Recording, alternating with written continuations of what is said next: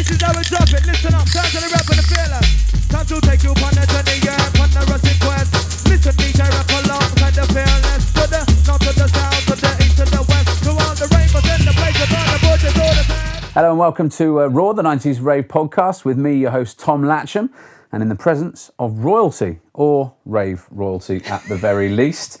As perhaps the main woman in the 1990s rave scene, she's been called the Queen of the Jungle, but with a proper career inside and outside the rave scene, there's much, much more to her than just that. She's the one and only DJ Rap. Hello, DJ Rap. Hello. That's not your real name, though, is it? We'll come to that later. You've achieved so much in your career, including being something of a pop star. You're selling 3 million records. But it was the rave scene that made you, wasn't it? How grateful are you to the 90s rave scene for all of your successes?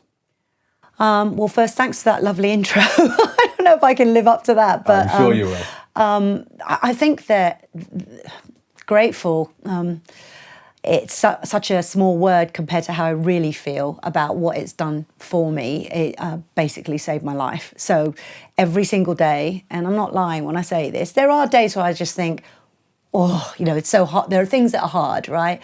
But pretty much every day, I think I'm still sort of praying, saying, really? I'm doing this? I feel very lucky. I don't think this owes you a living. So as far as I'm concerned, every day that I get to do my passion, I get to follow my passion, every day that I get to do this and be involved in music and all the things that music has, it's just a blessing. So yeah, grateful, pretty much like thankful, grateful, blissed out, happy, super excited to be doing it still. I'm sure we're going to come onto this, but I can't let that answer go by without asking you how the rave scene saved your life. Well, this is going to sound dark, but I don't think I'd be here if it wasn't for it. There's very few things that I think, there's very few times in your life where you find something that captures your heart in such a way completely that you are not interested in children, family, anything else. You're obsessed to such a point. If I didn't have this, I would not want to be alive. Really? No, I wouldn't be interested. There is no other job. Do you know what? There is something I've thought about doing, glass blowing. I thought that would be fun. That's not the answer I was expecting there. No, I'm actually interested. I watch videos. I'm so boring when I'm not doing this. I will watch videos of how speakers are made, wood is carved, glass is blown, and then I'll share it in the tribe, and the tribe are like, what the F is going on? But I love like craft work, so things with your hands, doing stuff. But honestly, I cannot think of anything else that I would want to do because it's so interestingly difficult. It's so different every day. There is always something, and I have no tolerance for boredom whatsoever. So I think I would have probably... The rave scene probably quite good for you then, because it's very rarely boring. Exactly. And there's so much within the business. And, you know, that's the side I'm particularly interested in. That's what really makes me tick. So I read your excellent book, really enjoyed it. And you say, as you mentioned there, you know, the rave scene helped you find your true self. You don't think you'd be here without it after a tough start to life. Do you think that's quite common for a lot of people who love the 90s rave scene, and hence why that era is viewed with so much love by so many people? What, the fact that we're all a bunch of misfits a little bit that need a giant hug and know how to give one back through music? Yeah, absolutely. I think you know, you've read my book Intelligent Woman, so you know that, you know, I got into raving very, very young, and I think you know, it was at a point when I was specifically needing to find my place in the world, and I needed a lot of love, and I needed affection, and I felt like I was starved from it. So really, everybody I met at that time was sort of, you know, going through the same thing. We were all discovering our religion and discovering our escapism and then discovering our place in the world. But I think the most important thing was it was a place of acceptance. So for the first time, you'd go to a rave and nobody was hitting on you. It was, people wanted to talk to you. It didn't matter black, white, you know. It didn't matter what you were doing. It was just there was a gateway there, and suddenly we could all, you know, do this thing and be part of it. Well, that was in the early days. Do you think the rave scene has retained that? That's a good question. I think for the fans it has. I think for the DJs it's not so much. I mean, to be fair, you've all been doing it for like 30 odd years, so it's difficult to keep that up for that period of time as a DJ when it is your job ultimately? You see, I respectfully disagree. That's why I created the tribe and Patreon, because I want that community. I love that. I crave that. I'm not in this to have a 9-to-5 job and treat it just as a business. It is a business. I'm hardcore about it being a business, but if it isn't fun and there isn't a sense of community and there isn't, like, I'm on the phone all day long to fans. I love it. That I've got friends now, you know, that I didn't think I would have relationships with. People that have crossed over from fans that I met to now deep friendships. And, you know, the Moondance crew, for example, we all have a WhatsApp chat that's constantly going, a WhatsApp chat, rather, that's constantly going. And we're always speaking to each other all day. And I think that is really important. So for me, I miss that. I think there isn't enough of that community that there used to be, all of us going to Music House, eating our curry goat, cutting dub plates, do you know what I mean? What you got, blah, blah, blah, like a poker game with dubs. And I think that that's a huge part of it. However, as a raver, when I was coming back here a couple of years ago and just going to raves, when I was making the decision to come back here, you know, I think that community is still very much alive, you know, because you go raving with your mates as a group of you, it's a posse, it's all good. Later on we will explore more about the current rave scene, but we've got plenty more to explore between now and then, including how you got into being a raver, being a DJ, all those sort of things. But if you want to get in touch with us at the 90s Rave Podcast, you can email us hello@the90sravepodcast.co.uk or hit us up on social media. We're on all the channels. We're also now on YouTube, fully filmed, everything's filmed, and as you can see, in glorious HD. And if you fancy as well, perhaps donating, keeping us going, you know, basically we just need a bit of money for expenses to get the train to places where we interview people like DJ Rap. You can get in touch with, you can do that at gofundme.com/the 90s Rave Podcast. I always say to people, it's free to watch, but not free to run. Very good. Yeah. That's I might use that. There you go.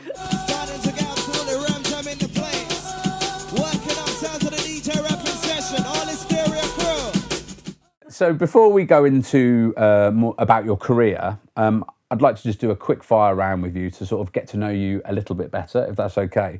So we'll do quick fire, nice and snappy. Full name? Charissa Saverio. Very nice. Actually, that's not true. Oh, what? Yeah, there's a bit of a longer name to that, and it's a bit funny. So, because I'm half Italian, as well as the rest so it's Charissa Romana Panuti Saverio. Wow. Oh my That's God. a mouthful. And I don't know if you're going to say, you see, I know it's always rude to ask a woman her age, but I'm a journalist, so I'm allowed. What's your age? Are you allowed? You are allowed. You have to. Interesting. You have to ask everyone their age. Did you put it into the pieces, the articles? Well, I don't care about that stuff. I'm proud of my age because I don't feel it and I don't look it, but I will be 52 on December the 7th. And she absolutely does not look it, does she? She's fantastic. And where did you grow up? I mean, I don't know if you could pinpoint this to one place, to be honest. No, I can't. I mean, I grew up probably by the time I was 12 in 10 different countries. My stepfather ran hotels. He was a general manager of some pretty big hotels like Raffles and Vidala and Malta and places like that. So it's like being an army brat. Every 6 months a contract would run out. I lived in Africa, we lived in Sierra Leone, I lived in Ghana, I lived in Malta, I lived in Greece, I lived in, you know, all different places, Singapore until I was 5, and loads of things like that. And it sounds really, you know, fantastical. And in a way, I'm recreating that by touring and living in hotels again, if you think about it, before this COVID stuff happened. But it's also quite difficult because as a kid, you sort of need more stability and you don't want to be moving school all the time. So it was a bit, you know, there's pros and cons. And you're in the UK now. Whereabouts? What area do you live now? Well, I'd rather probably just make that a broad thing, but I live in Reading. Okay, fine. I wasn't going to say, you're not going to give out your address on Raw the Right. I mean, we like to get to know people, but that's fine. We don't need your full address. Believe me, I did a photo where I was doing, I was on a bus.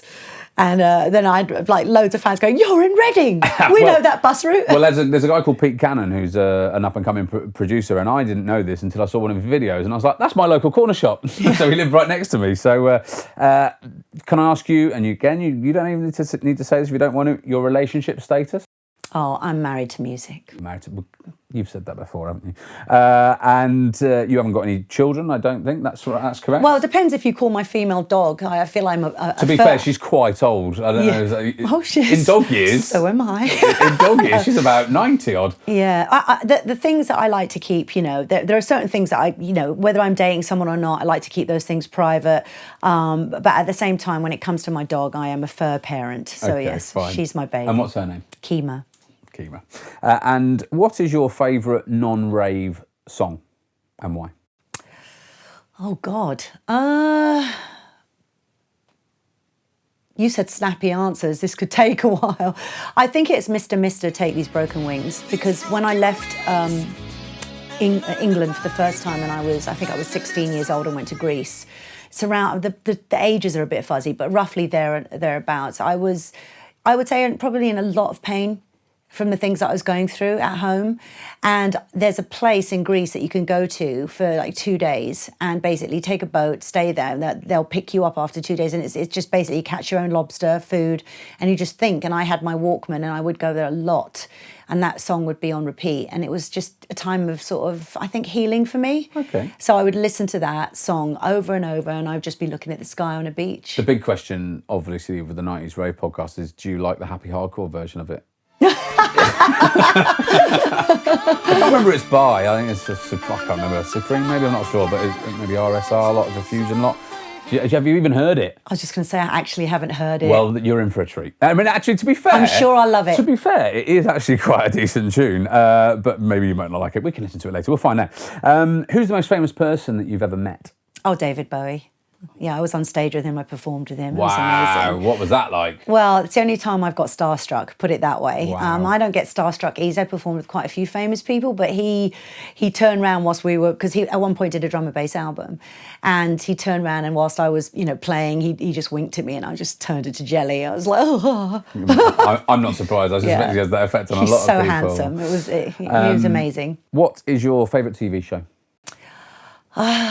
Ding ding, Law and Order, Special Victims Unit. Yeah, I love serial killers. I love anything to do with death. Okay. Anything to do with CSI stuff. Anything to do with. Well, maybe not a glassblower. It's a copper. It's a detective, or a glass-blowing detective. A glass-blowing detective from Reading. No. Oh, I think we found. I think we found the new froth. I think shows like The Fall, with Gillian Anderson, just stuff like that. That's like sort of high drama and the stakes are high. I love stuff like that. I don't watch benign stuff, really. I haven't got a lot of time for TV. So when I do watch something, it's a good series or, What will you say is the best thing about you? My work ethic, my drive is probably the thing that lights a fire amongst most people. I think I'm put on this planet to light fires. And what about the thing that dampens out those fires? What's your worst trait? Oh, my impatience, absolutely. my impatience, I'm incredibly impatient and... Well, we better crack on through this interview then, don't we? Pull your finger out. Tell us one thing about yourself, and I know that your book is very frank, and there's not much, I don't think, in there that you haven't discussed. Tell us one thing about yourself that people don't know about you. That I'm shy. I know. But there's two people, isn't it? There's DJ Rap, the performer, and there's Charissa, the girl. So who's here now? Oh, well, I'm DJ Rap right now. Okay, yeah. fine. But if you were dating me, then you'd get a completely different version. Right, okay. Right, and I'm a completely different girl. I don't wear makeup. Do you not? No, I don't wear makeup. I like to lounge around in boxer shorts or PJs, with my hair up in a bun. I'm quite normal. And I'm quite homely. I like to, I'm the sort of girl that likes to cook dinner and glass blow. Do that and glass blowing. Or watching it, at least on YouTube. Watch it. That's going to come out wrong in a minute. If you were the actual queen, what one thing would you change first in the world? That's easy. I would make everything 24 hours open constantly. So I'd probably solve joblessness, and I would make it mandatory that you also had 3 days off a week. That's a good plan. But there's an increasing desire for that to happen, isn't there? And, hopefully at some point it will. I think working less, but being active when you do work and not making your life just work is a healthier way to work. And I think you're more productive that way. I agree with you. We're here with DJ Rap, Queen of the Jungle. This is the 90s Rave Podcast. Get in touch. Hello at the 90s Rave Podcast.co.uk and on all social media channels.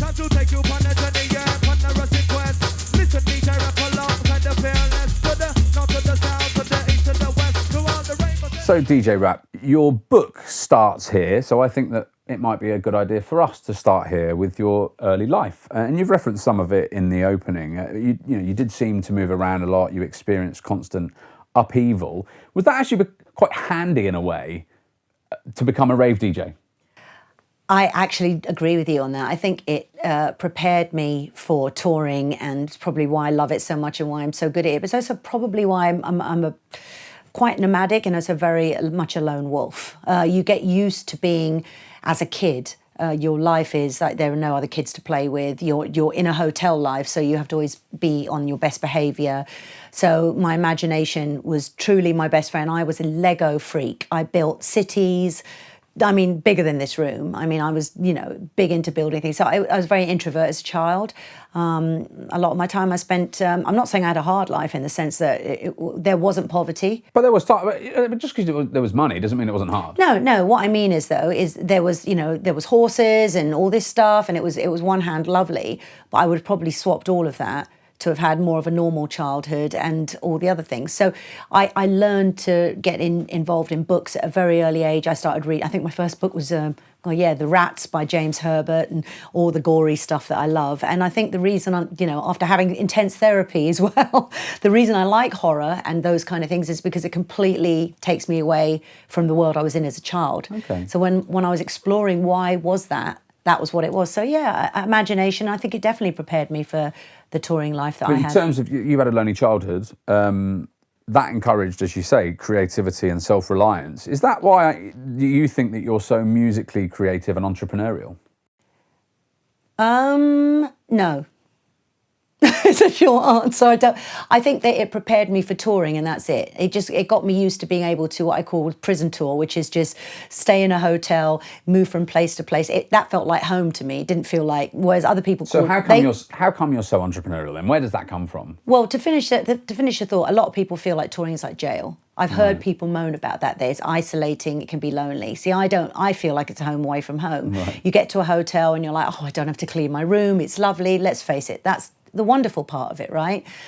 Get to see the world, all of that. The entrepreneurial thing was simply born out of so many people ripping me off. Right. It's that simple. Okay. I just decided to not be the type of person that was frightened of technology. I decided to not be the type of person that worried about. I just thought, well, if I can do it myself, I'll do it better. So that drive comes from a need to control my own ship and take care of my business, because I've been ripped off so much in my past. And then I just realised no one's going to care more about your business than you do. And what about your music? Did your the tough times that you experienced as a child influence and continue to influence your music? Again, no, not at all. I don't feel that influences me whatsoever. I feel that my music influences come from a need to express. You could argue that it comes from a need to express beauty but I don't think that. I just, took a load of drugs when I was young. I really enjoyed them. I love the trippy psychedelic side of that. I like to make music that will impact you, but I always think about how that will impact somebody when they're rolling their tits off. So for me, it's like, I can put myself in that space. I put myself in the space of the fan, the clubber, the me, how I used to enjoy music when I was taking acid or all this stuff and doing it. And I always believe that music should be layered and really deep and beautiful and trippy, and then just hit you with this hard bass like a wet fish slapping you around the face, So yeah, that's where it comes. I'm just inspired by the producers. I'm inspired by music I hear. I'm inspired by things I see, but I don't see a political statement and then go, oh, I'm going to make a tune about that. Having said that, when I produced Learning Curve, you talk about how political and emotional, personally, it was. That was a very political record, and that was a very personal record. Now the music I make because we're in the streaming phase, it tends to be about, music is reflective of where you are in your life, right? So, it's not that I don't have anything to say, it's just that I want to produce music that just is beautiful and people can feel better about, because that's what's going on right now. So that is the political statement I'm making right now, I guess, is that we're not in a club dancing. I'm not thinking of that so much. I'm more thinking about how it emotes and if it touches people and makes them feel good. And you've had so many jobs, like some really strange jobs as well, when you were younger and growing up and lived in so many places. What was the strangest job that you ever had? The strangest job was a factory job where I was putting Christmas tree lights on. Well, I don't know if that was strange. Sounds boring. It was boring. The strangest job was when I did I tried and failed miserably at karaoke singing. That was a bit That was when I was destitute and broke. That wasn't so long ago, actually. I tried that. How long? I would say that was probably, well, that was it either 5 years ago? Music isn't like you're always set. Music is, the reason I love music and do it is not because of what it can give me financially, but I'm in it whether I'm making money or not. So there's been times in my career, loads of times, where I've been really doing well and it's been amazing. And then there's been times where I've relied on friends to bring me food. It's just the way it goes. That's just life, you know. One of those times was after 2011 where everything sort of collapsed. I, burnt through a lot of my savings and, things really were difficult and it just got bad. So yeah, there were times where things got hard, and then there were times when I've been lucky. I'm going through a good phase right now. Is it all about when I'm self-employed, and I have been for about 10 years. At first, it's like scary thinking that how am I going to pay for my mortgage and everything? And you do have periods like that. But is it about holding your nerve and being like, I've been here before, I'll be okay again? Yeah, it's totally about I'm too stubborn to quit. So, I always say victories for those who believe in it and believe in it long enough. And I like I said, I'm not interested in doing anything else. So it's either this or die. And do you ever think that's my philosophy? It's either this or die. Do you so make it you'll work. Go back to it again in terms of a tough time, or do you feel that you've put yourself in a position with some of the moves you've made in recent years where you're like, I will never go back to that moment again? I feel I've put myself in a good position because imagine music is this is how I think of it, as a tree, right? With lots of branches. So there's sync, licensing, Patreon, merch. There's all these different branches that you have, right, in order to make it work. And because I was in America for so long, I leaned very heavily on that rather than gigs. So for me, not having gigs with COVID, whilst it is upsetting and yes, a huge financial loss and all of that stuff, I also have been used to that. So I've learned to make a living from teaching. I teach Ableton. I have a music school called Online, Music Tech Collective, So my income sources are branched out. They're not stuck to the tree trunk. So also I don't need much money to live. I'm not one of these people that like needs a lot of stuff. I put everything back into the business. I'd rather buy a GoPro camera than dinner. So yeah, do you know what I mean? It's like I'm not. That's why you look so good. Don't eat. I shop at Lidl. I love Lidl. Do you? I do. It's amazing. I just can't get it. This is going to make me sound terrible, but. You snob. I just hate the shopping experience of Lidl, where they just throw all your shopping at you at the end of the trip, and there's no room to put it. And you're like, what are you talking about? Like packing it away quicker than they can throw it. I like Waitrose. I love a bargain so long as the food is clean and it's good. And when I say clean, I mean non-processed and it's good. But I've got a friend that worked at the factories, and she said to me, she goes, the only difference is the sticker. Yeah. No, so sorry, I'm going to. That might be the biggest revelation we get today, that DJ Rap shops at Lidl. So if you are in Lidl in Reading. And I want to do glass blowing. Yeah, the revelations we never thought we would get, but we've got them. No, I love a bargain, but what I'm saying is I put my money in my business, and then I'm cautious about how I spend the rest. So I live very frugally, just so that I can make sure that I can maintain my business. And that's the thing, you've got to make a decision about what's important to you. So if you want to go buy, if I want to go spend my money on shoes and things like that instead, then my business will suffer. So I've never done that. I've always been... The business is thriving, but you've got no shoes. Oh, I have got lots of shoes from when I was doing well. I did love a shop there.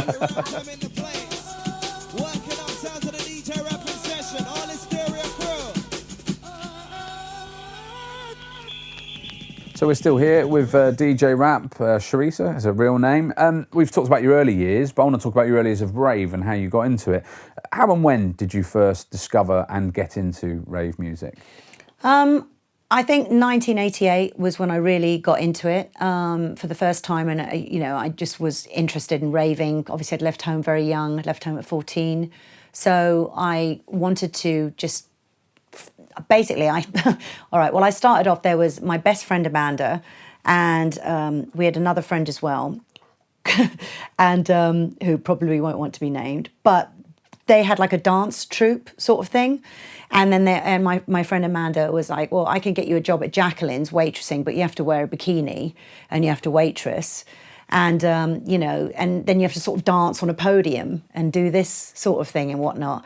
So we would take Pro Plus, keep us up, and we'd be dancing. And then there was a pub job in Peckham where we had to dance on the roof, and it was like, you know, the first sort of tunes that you started to hear, you know, that were the first sort of ravey tunes. I remember back in the day, and then they got, you know, we just were like, we love this music, we love this thing, and then it was just a matter of just pirate radio station and going and listening and just raving. And look, I'm not going to lie, we were just really loved taking drugs and loved getting mashed and loved going to these. And again, all the things that I listed earlier, the reasons why I fell in love with all of it. I mean, the first time I went to a rave, it was in Hackney, in Wallace Road, I believe. And I think Dave Angel was playing. And I remember walking in and seeing him and just thinking, oh my God, he's so beautiful. And he was all dressed in white. And I was just like, oh, you know. Were you amazing. On drugs at this point? Of course I was on fucking drugs. It's just, but, you know, it was just amazing, you know, to see this whole thing. And I remember the first time I took a pill, and it was like, you know, it was a prolific moment. And I'm not one for highlighting the drugs, but they do go hand in hand with what the early experiences were. But, you know, I took this pill and I held on to my friend because I literally felt the bottom of me was being thrown out.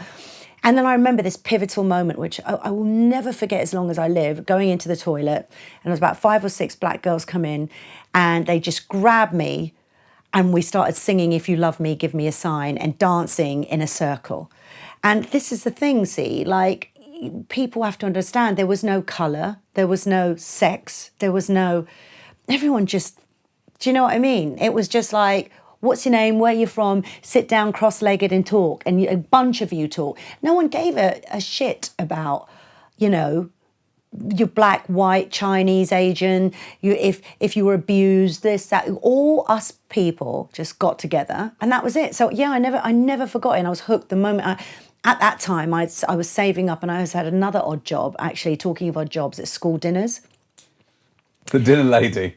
No, school dinner's the place where where you spanked people. Oh, that's very different to what I was thinking. Yeah, no, school dinners was a place where, and I took the job because I wanted to buy records, right? So I'd play piano and I'd sing songs, but you'd go around to people eating their dinner. If they'd been naughty, you'd be like, sit up, and you'd give them a little tap. It's just gross, I know. I was just like, but look, if you're making 20 quid a night, and you're 16, that's a lot of money. And then you're going to, you know, the record shops in Soho and all the shops, and you're blowing it on records, you know, and it's just like, but that's how I paid for my records, you know, that's a little bit further on. But the point is, how did I get into the rave scene was that, you know, started off dancing in certain clubs and then meeting the girls and then being like... So you were looking for for want of a better word, a family, because you'd left home from your family, and you found one in the rave scene. Absolutely, yeah. And you also did loads of acid over the years as well. What is it about acid that you really like? I've probably done about 150 to 200 trips. I'm surprised I'm alive. I did have a near-death experience which stopped me cold, and I did stop after that. But yeah, what do you mean? What is it about it? What? Well, some people just don't like it. I mean, some people just doesn't gel with them. You know, it's too much. I do say to family members, I'm like, please don't take it, because it can really psychologically fray your brain. And but I just like the whole experience of, I'd go into a room, put all my DJ trippy lights on, turn it, and I said this to somebody the other day. It's the closest I felt to God ever. You know, I just felt that I was having these really, it was healing for me. I wanted to be alone when I was doing it for the first couple of hours, and then I'd join everybody else wherever they were in the rooms or whatever. And you know, for me, it was just a time where I could really, I don't know, make peace with myself, feel close to God, have conversations with Him. That's how I felt. You know, that was how I felt. And after your first rave, you went raving all the time. Oh my God, you couldn't keep us away. Fire couldn't keep us away. We all chipped in, me and my mates, we got a TR7, which no doubt every time we went to a rave, a part fell off this bloody car. And we would be, you know, hitchhiking home or crossing fields, stepping in cow shit. It was just a nightmare. That car was a nightmare, but it cost us £200. And we all chipped in and got it together. So we'd get to the rave all right. But sometimes we wouldn't get back, and we'd be there. I know that feeling. I've been there and going to raves and stuck on the side of a motorway. You know, I loved that car. That car was amazing. What were as a raver, what have been your favourite raves over the years to go to? Well, all the early ones, Clink Street, you know, all of that stuff. I mean, gosh, you're asking me to remember stuff, and I can't even remember last week, but I'll do my best. at the end of the day, what I remember wasn't so much even the going to raves. It was the fact that these friends, we all lived together, and then we would go to the raves together. So Dungeons, that was just, oh my God, that place was incredible. I've seen a video of in Lee Valley, Lee Valley, Lee Road, Lee Bridge Road, wasn't it? Road, Yeah, Lee Bridge Road. I've seen a video of it. It looks amazing. Dungeons was the go-to place. Oh my God, I love that place. And you'd go to places like Clink Street and all the usual places that everyone went to. But for me, it was just like, it wasn't so much the rave. That was part of it. But it was the group, the posse of us, and that just, it would go on for days and days and days. So what makes a great rave for you? Is it the people then? Yeah, it's the people. Right. Yeah. There's nothing about the production or the sound or the type of music? Well, I think that was all part of it, but obviously I think that weaves the whole picture. But I think, if you were to go to a rave on your own, it would be a very different experience than when you go with 20 people. Have you been on your own? Raving? Yeah, I have. And how have you found that? I didn't care, I loved it. I think it's better with people. Yes, yeah. But, you end up going on your own. Sometimes things happen, whatever. But like that didn't really, I can't remember a time where I really was on my own. I've gone to a rave on my own because when I was coming back here and thinking about moving here, obviously I was sort of on my own. But here's the thing about raving on your own. You're never actually on your own because you know every DJ, you know everybody, you know every person. So you walk in alone, but you're surrounded by everybody right away. So, yeah. And you even put on 3-day raves in your own home in Black Horse Road with the Ratpack playing. I mean, honestly, I live near there, and I drive past there quite a lot because it's between my house and my partner's parents' house. And I drive past and I often go, I wonder which flat it was that Rat was having those 3-day parties at. So I had a cat called Trip, and basically, we were at that time going to places like, Rage, Astoria, all that stuff, blah, blah, blah. But when it first started, I was in a band called Zeonics with Paul Oakenfold, who, there was a guy called Jay Janani who was like the drummer, I believe, and Paul was in it. And this was before all of this started. And Paul was the first person, I believe, to actually start that night at Rage. And I remember him saying to me, if this doesn't fly in 6 weeks, I'm running out of money. And then the last week, loads of people came. And it was like, so... we would go there, and I was at Rage, and my mate Amanda was like, what are you doing? And I'm like, I'm handing out invites, like bits of paper with my address on it to everyone, and we're going to have a party. It's going to be epic. And she's like, how many bits of paper have you exactly handed out? And I'm like, about 250 bits, And we had these massive speakers that were literally up as high as like that speaker up there, and as wide as probably a record shelf. We had 2 of those. I had written notes to all the neighbours saying I'm having a party. Sorry about that. Welcome to join, sort of thing. Ratpack. Did any of them join? Yeah, yeah. And then I had this cat, like I said, called Trip, who would like sit in my dungarees pocket. And when I'd go to pubs, because before all of this started, we would all go to pubs. So it'd be Mr. C and all those places. We'd all go to these pubs and we'd dance, and that's where the music all started in pubs, really. And it was like, I'd have this cat on my dungarees. It was just out there, and we would all be getting on the mic, emceeing and rapping, and thinking that we could rap anyway. It was quite fun. It's one of the reasons why I ended up being called DJ Rap. And it was just funny because we would do all this, and then this party happened, and 3 days later it's still going, and the cat's run away, and there's a paw print of cocaine, and he's just gone out of a window. Never saw the cat again. Gone. That was it. And well, at least he left on a high. Yes, poor thing. But I don't know what happened. It just went on for days and days, and eventually it ended. But yeah, it was one of the most. You must have been incredibly popular with all the neighbours. I had bouncers on the door as well. I had bouncers on the door, and my mate Amanda, who lived with me, she was like, she walked in, and they say, yeah, what's the password? And she's like, I bloody live here. You've been to Black Horse Road recently? It's very, very different now. Yeah. It's all developed and fancy. I don't think that would go down very well in 2020. Actually, I think that party was in Leytonstone. Oh, okay, right. I lived in Black Horse Road. That was when I lived with everybody in the flats opposite the station, but that party was in Leytonstone. Okay. So, yeah. And we've talked about what makes a good rave for you. What about a bad one? And what about someone proposing to you on stage? You so went there. For anybody that doesn't know this, it is in your book, to be fair. Anyone that doesn't know this, and I'm interviewing him soon, MCMC, you were going out for a period and he decided that was the right time to propose. Well, he's a really lovely guy. He's a lot of fun, okay? And I think we would go... Now, look, he's going to contradict this because I don't have a great recollection. My memory's awful. So I'm just going to put that caveat there. But I think we only went out with each other it was either 3 weeks or 3 months. It's one of those two. Okay. I honestly can't remember. Probably not long enough for a proposal on stage then. No, but the thing is that we really had a good time. We were we did have a lot of fun. We would take blankets with all our mates. We'd go up to where was it, that park? Not Camden. You know, Clapham Common. That was it. We'd take blankets, we'd watch the sunrise in Clapham Common with all our mates. It was just a good time, you know, it was just a lot of fun. And needless to say, I think that we just got carried away with how much fun it was. And then one night I'm DJing at Elevation and I remember Groove Rider and Fabio sort of standing in the corner.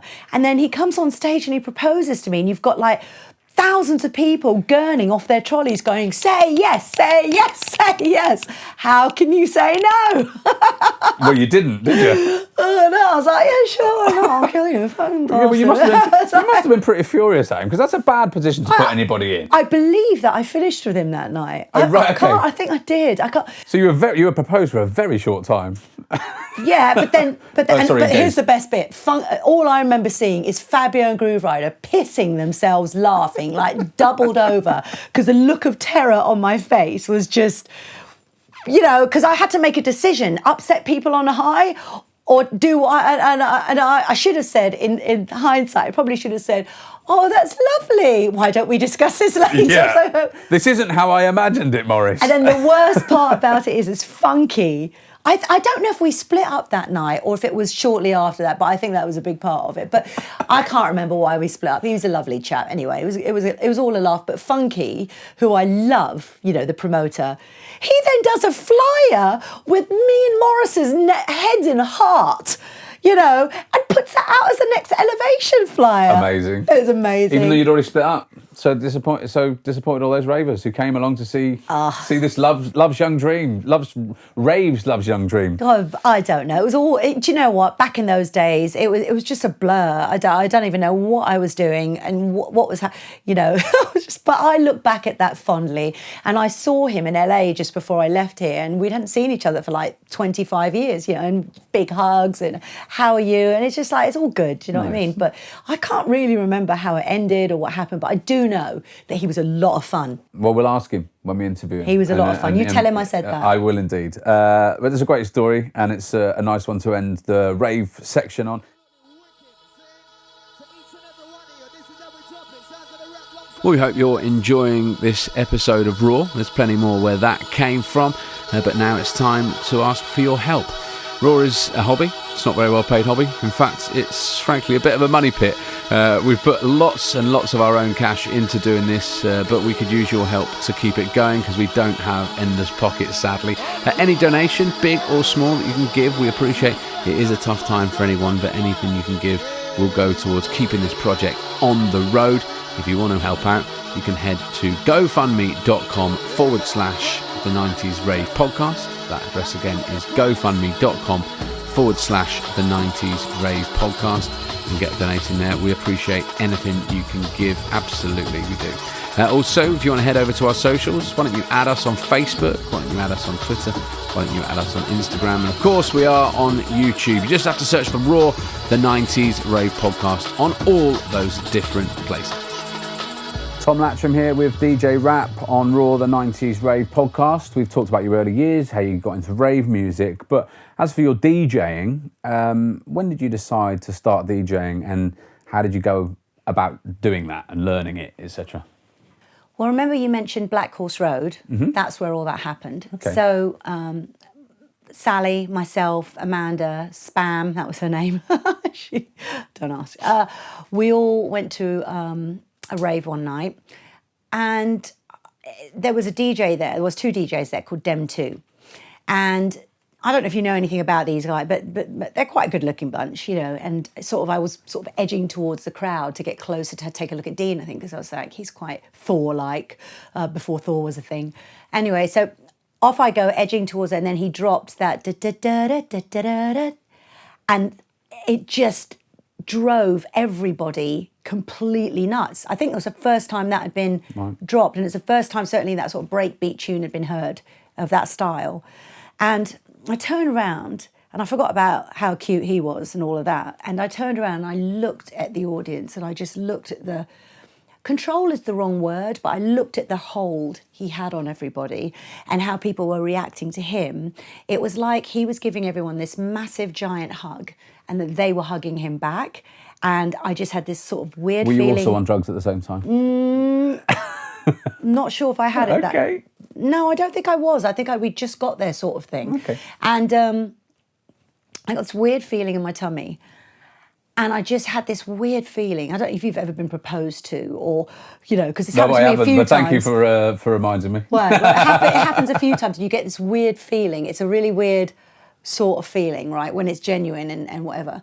And I got this weird feeling and I looked and I just knew, light bulb moment, I just knew this was what I wanted to do. It just, penny drop, click. And I turned to my friends and I just went, I'm going to be a DJ and a producer. I know what I'm going to do. And everyone was just like hugging and dancing. Yay, we don't have to pay to get to raves. And, they were all excited for me. And the very next day, I got a Syntronic turntable and we had a tape deck in the apartment. And I would start to learn to mix that way. And then a guy called Jeff B helped me actually mix because he had equipment. And the rest was sort of pirate radio station. And did you ever doubt yourself from that point that you were going to be a DJ and this was your calling? I never had doubts about myself, period. Oh, very good. Do you remember your first gig? Yeah. I was terrified. For all my confidence, I'm a complete bag of nerves before I perform it or before the stream. I'm doing a stream for my fans. I'll feel physically sick. Really? Yeah, I always feel physically sick and horrible. Why do you think that is? Because nerves are your friend. They let you know you're alive. It's because you want it to go well, because a million things can go wrong, because you're excited. It's the level of excitement. And I suppose if you don't have it, it keeps you focused and it keeps you, makes you raise your standards, doesn't it? When I presented on Talk Sport, for instance, I would always get nerves before. They become less as you go on and you become more experienced, but you still have them. But they keep you on point, I suppose. I think the thing about nerves is that there was a time where I was so bored when I was DJing at a show that I did pick up the mic and say, I'm done, that's it. Oh, really? Yeah, that was it. Respect in LA. I said, I'm not going to, and I didn't DJ again for like 4 years. So I was like, I'm done, because I don't think it's fair on the audience if you're feeling that way and you're just not feeling it. And I always said the moment I'm not feeling it, that's when I'm done. So when you were DJing, how old were you, say, for instance, those big raves in the early 90s that you started playing? Because, you played a whole bunch of big raves. How old were you? What, when I started DJing? Well, no, when you started DJing the bigger events in the sort of early 90s. I don't know the exact age, man. I can't really. Because I saw a brilliant video of you. I think I was 18. Exactly. So, how did you cope with those nerves? Then you must have been incredibly nervous at some of those massive events. How did you cope with that? I don't think I really got that nervous until it was nerves, but I think it was more excitement. But I always had my mates with me, so it was just like this: you're going to go on and kill it, sort of nerves, not nerves like, oh, what if I mess up? I never felt like that. It was just like you're just a frustration not being able to go on now and thinking of the tunes that you're going to play and what the crowd need. And I think part of the job of being a DJ is telepathy. You walk into a place and you go, I know exactly what they want to hear. I know exactly what tune to start with. I know exactly what's going to make everyone pop. And that's it. You're sort of relying on your wits. So you don't plan your set? I don't. Or never? To any point, to any degree? It depends. Like for the streams I do for my patrons, not really, because I do so many, and it's like I don't want things to feel over rehearsed. But if I was doing a gig with Sony, there would be 6 weeks rehearsal because a lot of my stuff was being played live by a band and things like that. Sometimes I don't think I plan my sets. I think the way to put it is I practice them to death. Okay. So that I know what will work with yeah. what. But music turns around so quickly in drum and bass that, Well, how would you describe your DJing style? Because I saw an interview with you when you were very fresh-faced, very young. Can't remember what rave it was. It was around about 93, when it was still of a mix between hardcore and jungle. It hadn't made that split yet. And you said that you just played the tracks that the ravers wanted. Oh, I know the interview you're talking about, yeah. Is that sort of crowd-pleasing part of your longevity? Absolutely, I'm a crowd pleaser. I think there are DJs that they prefer to lead the path with the most exclusive music, and they feel that their job is to educate people for the music. I feel my job is to bring some of that music in, but ultimately my job is to make you feel good, forget about whatever you're troubled with. And, you know, I'm a musical therapist, right? So my job is to make people dance and feel happy. And I like the same tunes that they like, luckily. So it's all good. And you have doubted yourself DJing. You know, from the book, you say that you did doubt yourself DJing, particularly at the start, about whether you were any good or not and all that sort of thing. Do you think that's to do with being female? I think it's just being to do with having balls and just saying, why not? I don't doubt myself. It's got nothing to do with being female. But you did at the time, and I just wonder whether some of the male DJs would ever feel that, or even certainly not admit it. I didn't doubt myself. That let me be clear. I didn't doubt myself. I was hard on myself. There's a difference, because I saw how high the bar was, and I saw that you couldn't just be a DJ. You had to produce. You had to run a label. You had to do all this stuff, and I sometimes had doubts about my musical abilities in the sense of production, because I'm typically a writer more than a producer. And although I can produce music, my strengths are much more in writing the tune, coming up with the vibe, arranging it all. And the old school way was to then get somebody else to mix and master it. Well, now it's a whole different thing. It's all about plugins and this, that. And, you know, a lot of the soul went out of it for me when it became about that, because you're a writer, you know, singer-songwriter, that's the way I work. So I didn't doubt myself as a DJ, and I certainly didn't doubt myself when I was young. I actually thought I was infallible and there was nothing I couldn't do.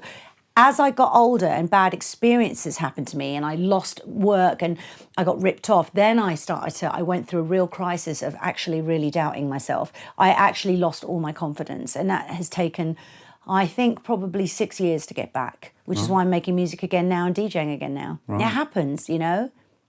And musical impotence, not fun. But you're someone who broke down barriers. I think there's a great story in the book about how you became the first woman to play the main room of any electronic music club. It's worth you telling again, so please do tell for anyone that hasn't heard this. Well, you're talking about Astoria, I think. So basically, there was a Keith Moon bar there, and all us ladies would DJ there, and that Fabio and Groove would be in the main room, and you know, we'd go there after our sets and listen to them and watch them in awe and just be like, you know, but I'd be watching them piss, thinking, I just want to be up there.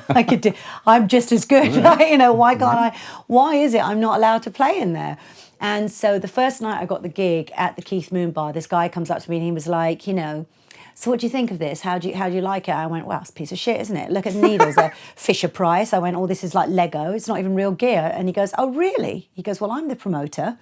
I'm the one that booked you. And I was like, it's lovely. Hello. This is really wonderful gear when you look at it the second time more closely. No, and I said to him, he goes, well, what's your problem then? And I said to him, well, if you really want to know, I think it sucks that we get this gear and they get that gear, and it's much better in there, and I want to be in there, and that's it. And he sort of patted me on the shoulder and he went, no girls play in that room. And then that was it. And but then it became a standing joke between us. And I'd been there now 6 weeks. And he came up to me and he was like, still hating it, rap? And I was like, piece of shit. and he was like, it would just be a laugh and we'd have this banter and that would be it. But I would destroy that Keith Moon bar. I'd play my heart out. And then one day Fabio, for whatever reason, didn't turn up. And, you know, he came up to me and he said, you better be as good as you say you are. And I said, well, you've watched me for 6 weeks, you know, all cocky, thinking I could do everything. And then he goes, go on then, you're off. Dust, gone. And then I got up there and I looked at the console and I was like, fuck, I don't know how to use any of this shit. This isn't the same gear. What am I going to do? This is horrible. And there was a sound guy and then he went, do you want a tip? And because he saw my white face and I was like, yes, please. And he went, every channel's the same. So tops, mids, bass, channel, this one, headphone jack, that's it. Good? I'm like, good, got it. That's it. And it was amazing after that. And I did destroy the place. I had a good time. I became a resident. And then I asked for the same money as the boys and I got fired. And even, and I'm not going to say any names, ridiculous. But even my agent went, who do you think you are, Fabio Groove? And I went, no, who I think I am is someone that should get paid the same if I'm doing the same job. Yes, absolutely. And then I made it a point to never play in a back room again. I would not. I refused every booking that was just with the girls because I was like, no, we should just be in there, period. To this day, I won't do it.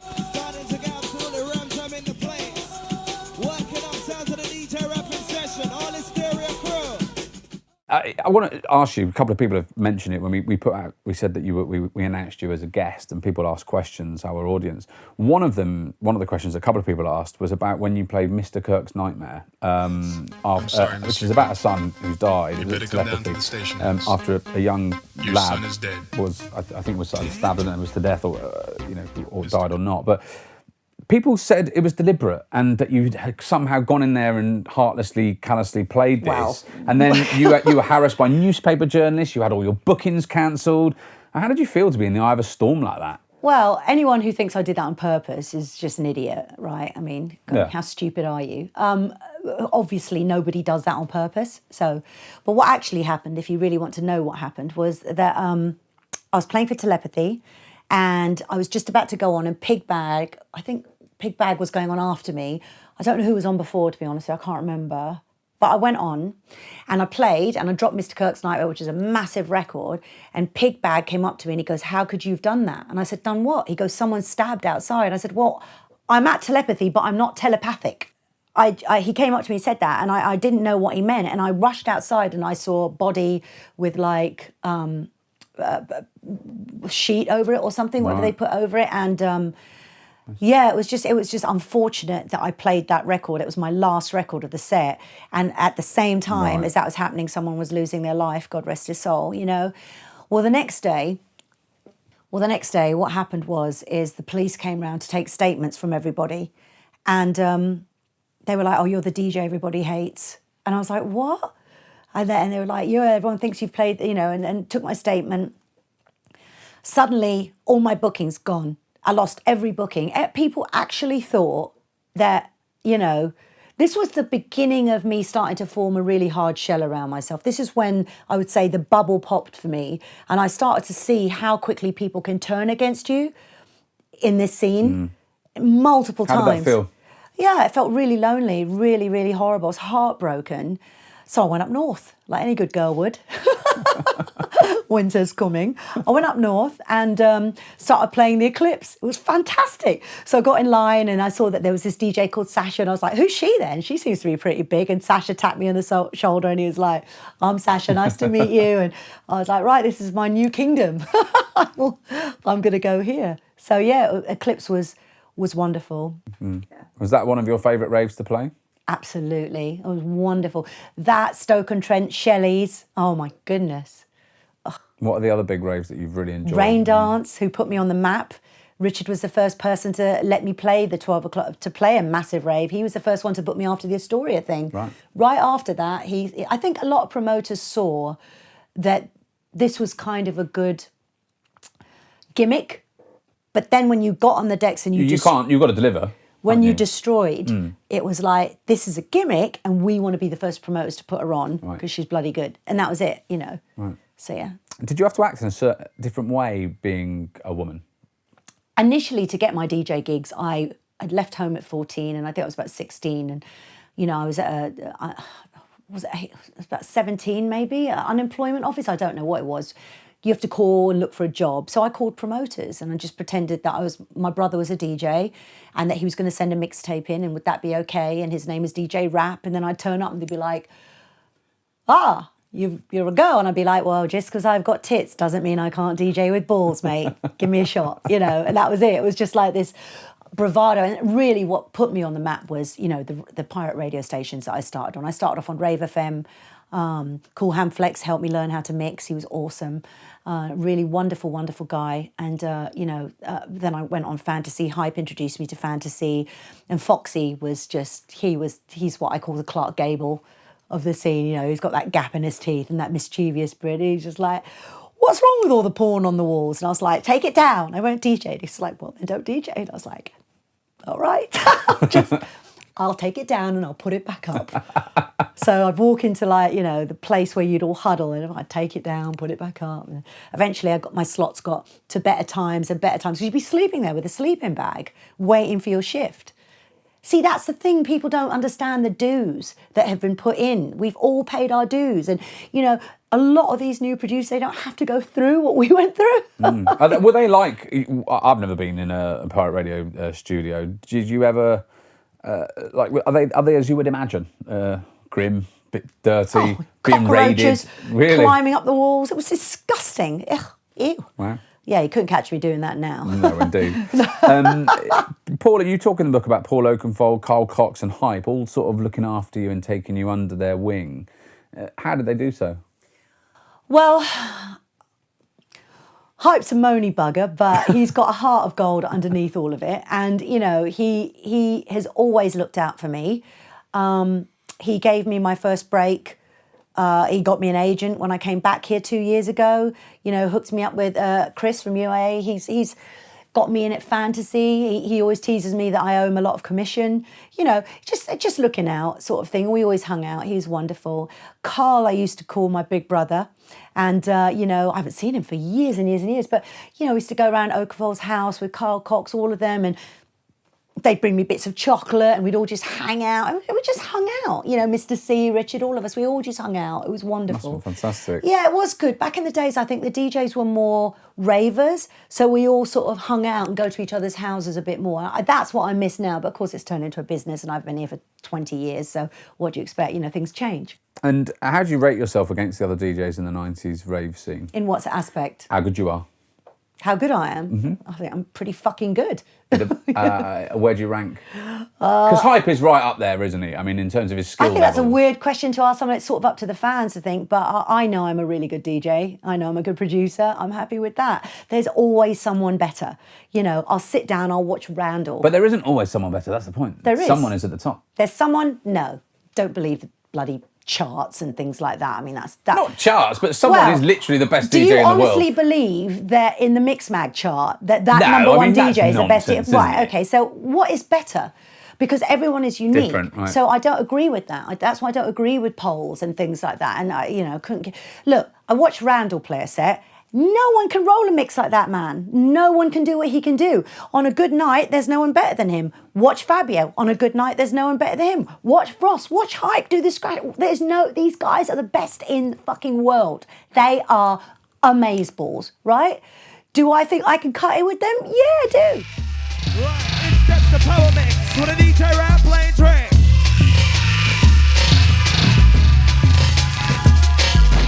You say that everyone is good and everyone believes that they're the best. Was there any competition among DJs, and maybe is there still competition among DJs in the rave scene?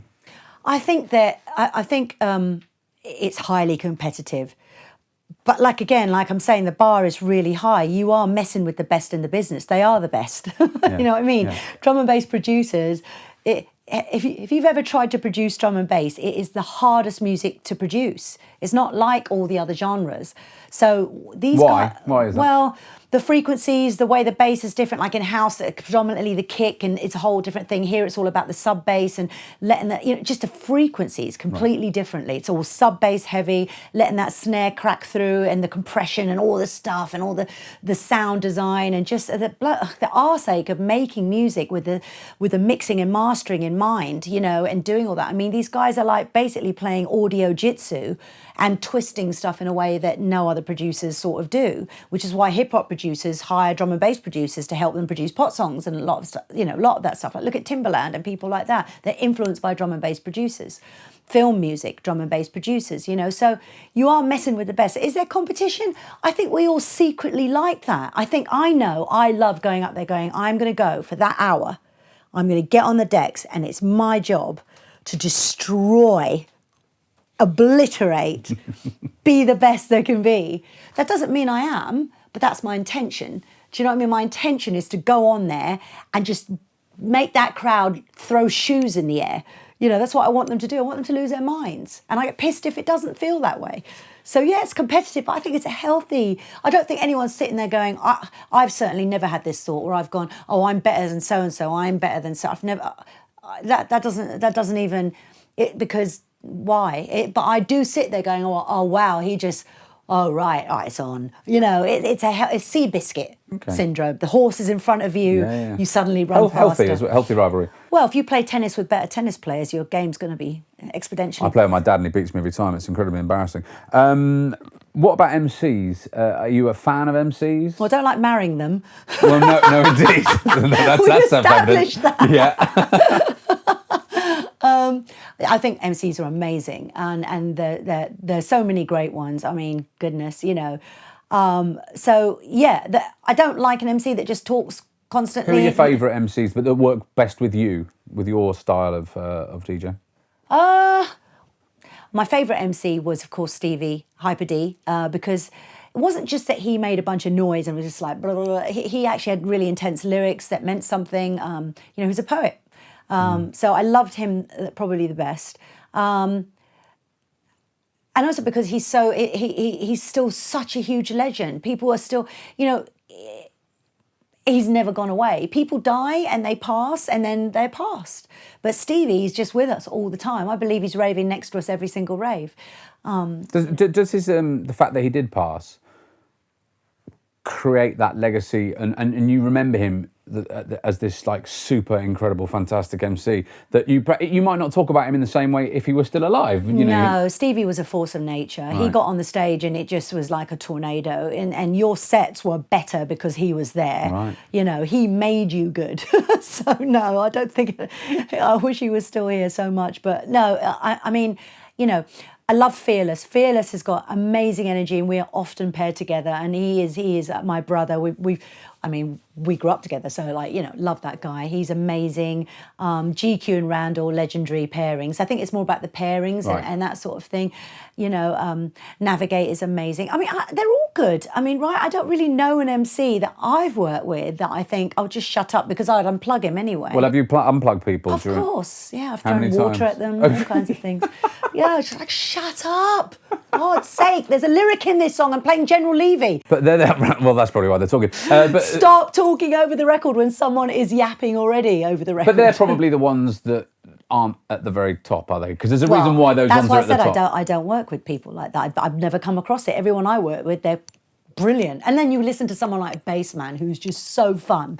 You know, he'll just start spouting off like the funniest stuff, and you know, I just love him. So yeah, I don't think there are any bad MCs in my book, because I'm lucky enough to work just with the best always, and they bring so much to the table. They hype the crowd.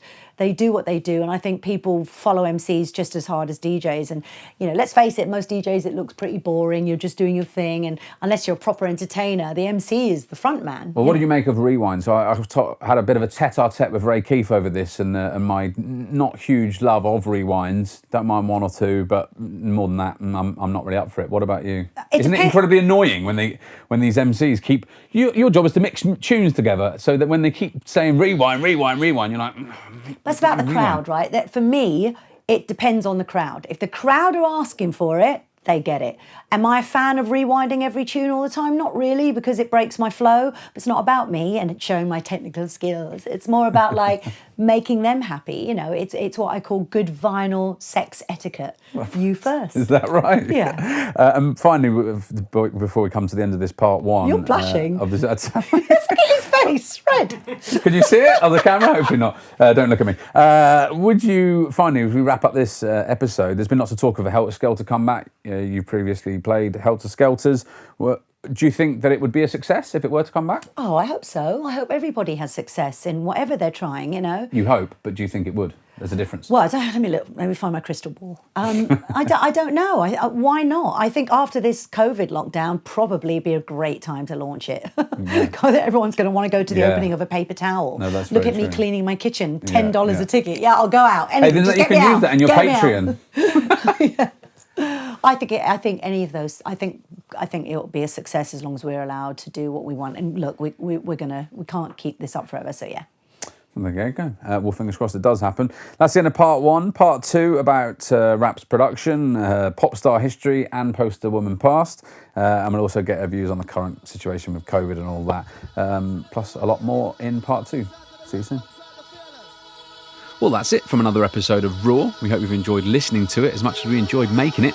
We're now on all video platforms, so if you're listening on audio, please do check out our YouTube page for this episode filmed, plus loads more besides. And you can also find us on Facebook, Insta and Twitter. Just search for Raw, the 90s Rave Podcast. Plus, if you can spare just a few quid to help us continue making more great 90s Rave content and hopefully keeping a smile on your face at a difficult time, you can do so at gofundme.com/the 90s Rave Podcast. All donations will be ploughed back into the podcast including expenses to get around the country interviewing some of your rave favourites and also improving our equipment. On that note, thanks to all of our generous donors and those who've supported us lately, especially to Dominic S, Jay Mallon, Tristram Bentley, Will P, Malcolm Payne, Noisy B, Ollie Thumper, Russ Bester, Margaret Karen and DJ Jedi, plus Jamie Section 23. And if you want to donate to help keep this project going and try to get yourself a shout out on a future podcast, that URL again is gofundme.com/the 90s Rave Podcast. We'll see you next time.